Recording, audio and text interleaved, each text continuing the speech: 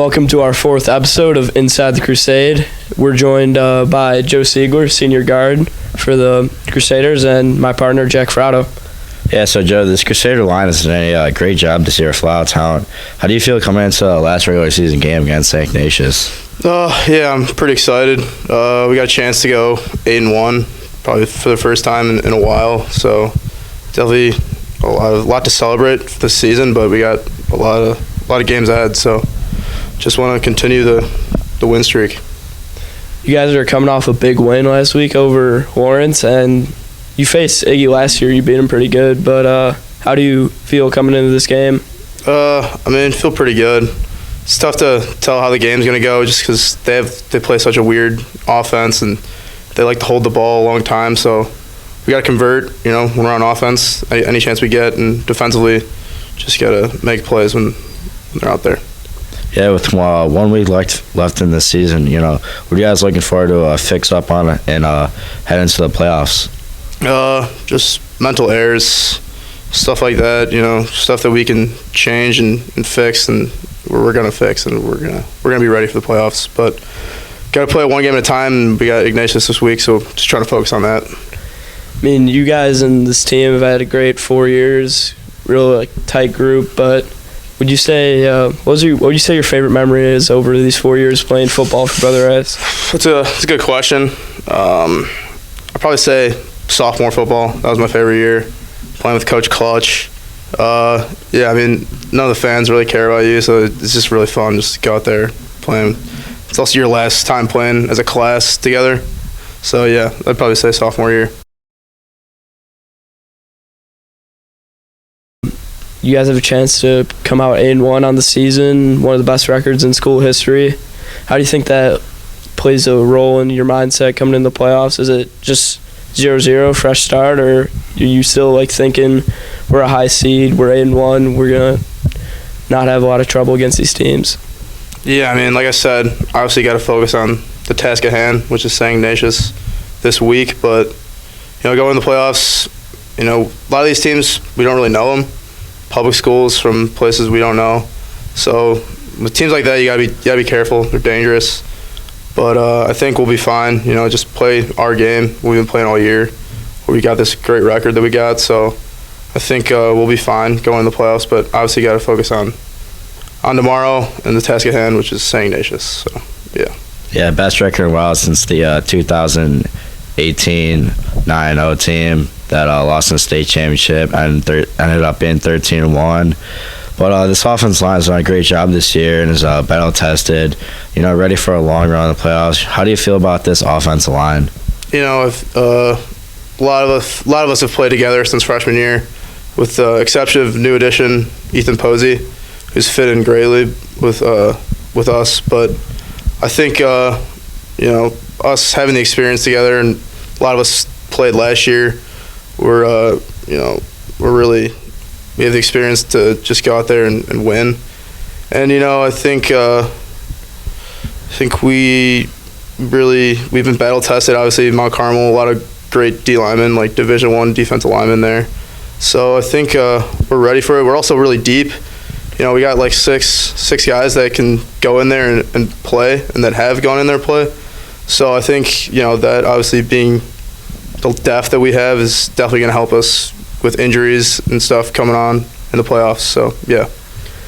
We were talking about this earlier this week. This is the seniors' last ever CCL Blue game.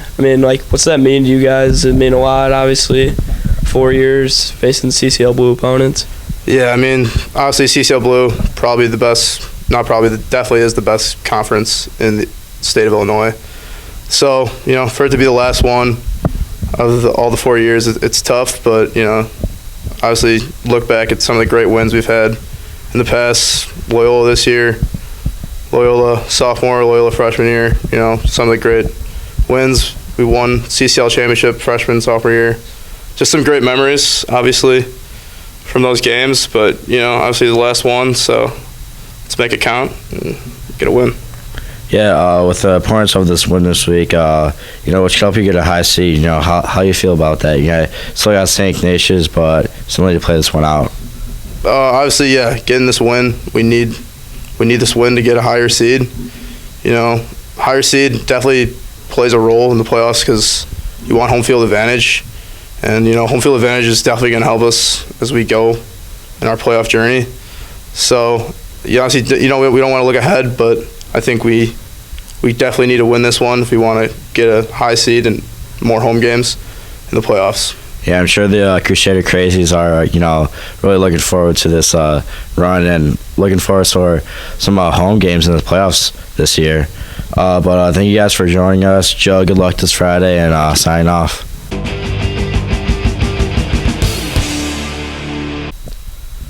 Hello, everyone. Welcome back to Inside the Crusade. I'm here with Brandon O'Connell and Shane Lyons. This week, BRTV's got the marquee game coming up. It's going to be pretty cool to see, and what do you guys think about that? Yeah, I think it's a pretty cool opportunity. We were talking about it earlier, just a couple high school kids, that put some stuff together. We get to broadcast to all across this country. Marquee is one of the biggest sports broadcasting channels in the country. It gets shown all over, so it's pretty cool that kids who run this club by themselves get to, broadcast to the world what we can do. Yeah, it's pretty cool. It's not just like another varsity football game. Everyone's fighting for these spots. It's pretty cool thing to be a part of. Just to be in the club for this. Me and B are a little bit biased here. Cubs. Marquee, but Yeah, I'm not quite a fan of the Cubs, but another thing I wanted to say is it's pretty cool for the players. They get to play on national television. Yeah. Their last game of the year, and another thing we were going to talk about, what do you guys think about the game last week against St. Lawrence?